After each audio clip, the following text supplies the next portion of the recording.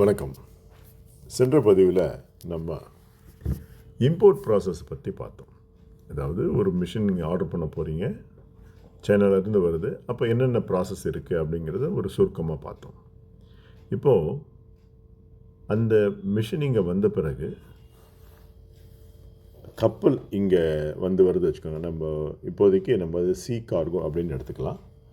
கப்பல் வருது அப்படின்னா அப்போ என்னென்ன நடைமுறைகள் இருக்குன்னு அப்படிங்கிறது பார்க்கணும். முதல் நடைமுறையாக இம்போர்ட் ஜென்ரல் மேனிஃபெஸ்ட் அப்படிங்கிற ஒரு ஆவணத்தை பற்றி நம்ம பார்க்க போகிறோம். இம்போர்ட் ஜென்ரல் மேனிஃபெஸ்ட்டை சுருக்கமாக ஐஜிஎம் அப்படின்னு தான் அழைக்கிறோம். இந்த ஐஜிஎம் யார் ஃபைல் பண்ணுறாங்க, எங்கே ஃபைல் பண்ணுறாங்கன்னு பார்த்தீங்கன்னா ஷிப்பிங் கம்பெனி, அதாவது கப்பல் கம்பெனி தான் இதை கஸ்டம்ஸில் ஃபைல் பண்ணுவாங்க. இதனுடைய முக்கியத்துவம் என்னென்னா, இந்த டாக்குமெண்ட்டில் என்னென்ன விவரங்கள் இருக்கும் அப்படிங்கிறது நம்ம தெரிஞ்சுக்கிட்டோம்னா இந்த டாக்குமெண்ட்டுடைய முக்கியத்துவத்தை புரிஞ்சுக்குவோம். ஒன்று இந்த டாக்குமெண்ட் என்ன இருக்குன்னா, யார் இம்போர்ட் பண்ணுறாங்க, கண்டெய்னர் நம்பர் என்ன, பேக்கேஜ் டீட்டெயில், எத்தனை பேக்கேஜ், இந்த மாதிரி டீட்டெயில்ஸு, இந்த கூட்ஸினுடைய டிஸ்கிரிப்ஷன், அடுத்தது எந்த போர்ட்டில் இறங்க போகுது, பில் ஆஃப் லேடிங் டீட்டெயில்ஸ். அதாவது ஒரு கப்பலில் ஒரு கண்டெய்னர் வருதுன்னா இந்த கண்டெய்னர் யாருடையது, அதில் என்ன சரக்கு இருக்குது, அதில் எத்தனை எண்ணிக்கை இருக்குது அப்படி முழு விவரமும் அந்த கப்பல் கம்பெனிக்கு தெரிஞ்சிருக்கணும். அது பில் ஆஃப் லேடிங்கில் இருக்கும். அந்த விவரத்தை இந்த கப்பல் கம்பெனி அரசாங்கத்துக்கு தெரிவிக்குது. ஆக இந்த டாக்குமெண்ட்டுக்கும் இம்போர்ட்டருக்கும் எந்த ஒரு தொடர்பும் இல்லை, அவருக்கு எதுக்கு சம்மந்தமே இல்லை. ஆனால் அவருடைய பில் ஆஃப் என்ட்ரி இதில் சிறு தவறு இருந்தாலும் ஃபைல் பண்ண முடியாது, இல்லை கிளியரன்ஸில் ப்ராப்ளம் வரும்.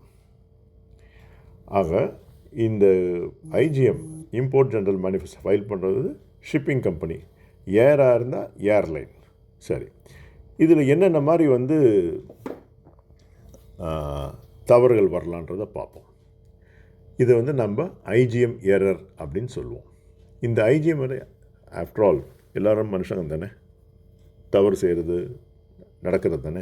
ஆனால் அந்த தவறு நிறைய நேரத்தில் செலவுகளை உண்டு பண்ணும். இந்த ஐஜிஎம் எரர்னால் யாருக்கு, இம்போர்ட்டருக்கு. இந்த ஐஜிஎம் எரர் இருந்தால் பில் ஆஃப் என்ட்ரியை ஃபைல் பண்ண முடியாது. சில நேரங்களில் இந்த ரிஸ்க் மேனேஜ்மெண்ட் சிஸ்டம் கூட ஃபெயில் ஆகலாம். கண்டெய்னர் கிளியர் பண்ண முடியாமல் நின்று போகலாம். டெமரேஜ் இன்க்ரீஸ் ஆகும். என்னென்ன மாதிரி எரர் பார்த்திங்கன்னா, இம்போர்ட்டர் பேரே தவறாக இருக்கலாம். சின்ன சின்ன மிஸ்டேக்ஸ் இருந்தால் கூட சிஸ்டம் கேட்சப் பண்ணாது. அப்போ என்ன ஆகுன்னா, நம்ம பில் ஆஃப் என்ட்ரியில் ஒரு பேர், உங்கள் ஐஇ கோடில் ஒரு பேர் இருக்கும், அந்த மேனிஃபெஸ்ட்டில் ஒரு சின்ன ஒரு வித்தியாசம் இருக்கும். அப்போ உங்களால் ஃபைல் பண்ண முடியாது.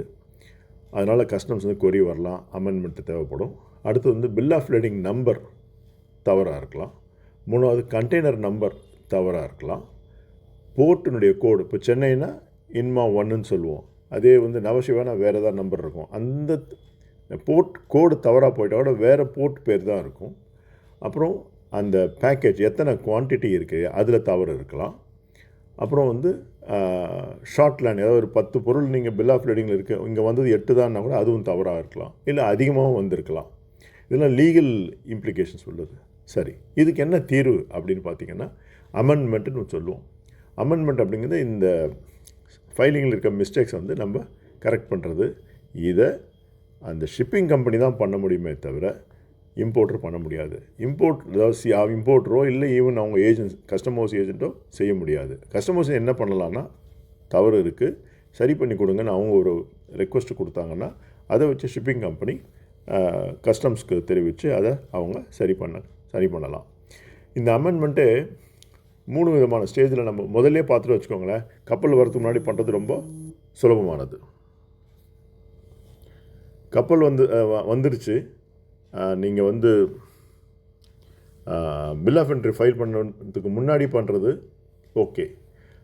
பில் ஆஃப் என்ட்ரி ஃபைல் பண்ணது பின்னதுக்கு வர்றது கொஞ்சம் நமக்கு கஸ்டம்ஸில் பர்மிஷன் வாங்கிட்டு தான் பண்ண முடியும். இதை விட இன்னும் சீரியஸாக இருக்குது. எப்படின்னா, டெலிவரி ஆகிற சமயத்தில் தவறுகள் இருந்தால் அது ஒரு கஸ்டம்ஸில் நிறைய நம்ம ரெப்ரசன்டேஷன் கொடுத்து செய்ய வேண்டியதாக இருக்கும். ஆக இது ஒரு முக்கியமான ஒரு ப்ராசஸ் இந்த இம்போர்ட்டில். தேங்க்யூ.